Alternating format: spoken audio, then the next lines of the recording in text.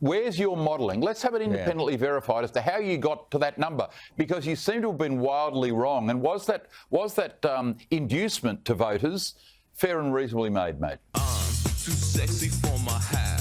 Too sexy for my hat. What you think about that?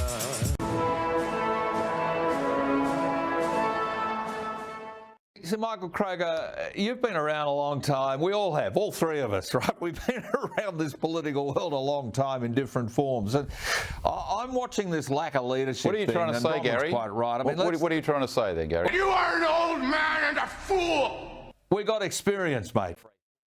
Please explain. We have experience, right? We've seen this sort of numptiness before, and we'll call it out any time. But I think about this raving insanity of Chris Bowen. You know, he wants to kill off coal as a power source, along with Australian farmers and other industries. And I think we're all in the firing line too, because we're carbon units, if you know that line out of the Star Trek movie.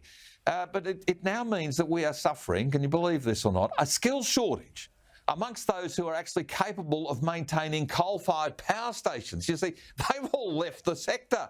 And the government in Queensland, for instance, is subsidising people to leave coal-fired power stations to rot. Explosions at one of the biggest, Callide in central Queensland, have already reduced power supply in recent years. So, this is just going to get worse and worse and worse. Our power supply is going to be in peril. It's just science, eh?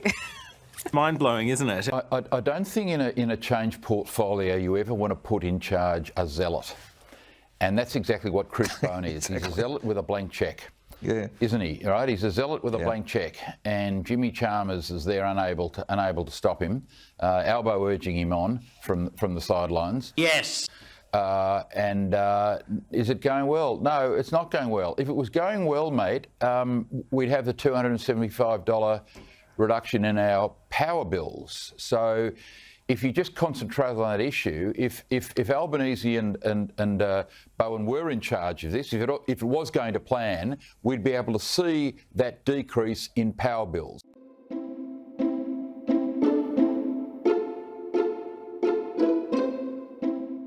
And let's not forget, one of the core reasons Albanese won that election, yes, the Liberal government had basically been exhausted after 9 years and 3 prime ministers, etc., and they won in 19 against the tide.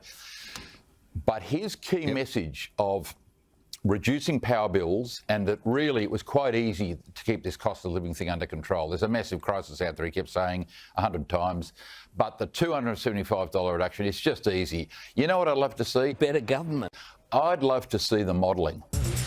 I'm a model, you know what I mean? And I do my little turn on the catwalk.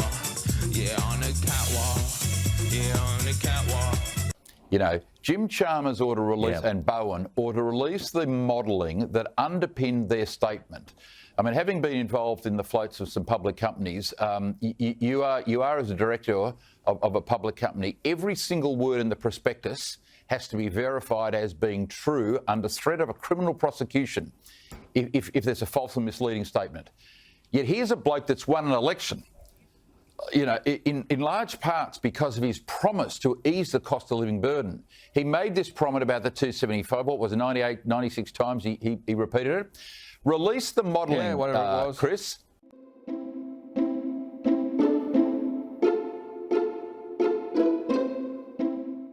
Bowen, where's your modelling? Let's have it independently verified as to how you got to that number, because you seem to have been wildly wrong. And was that inducement to voters fair and reasonably made, mate?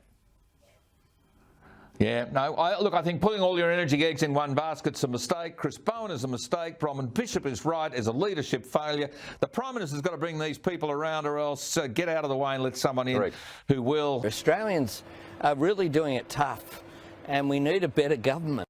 People were saying that we have a handsome boy coming from Australia. And I'm too sexy for this song.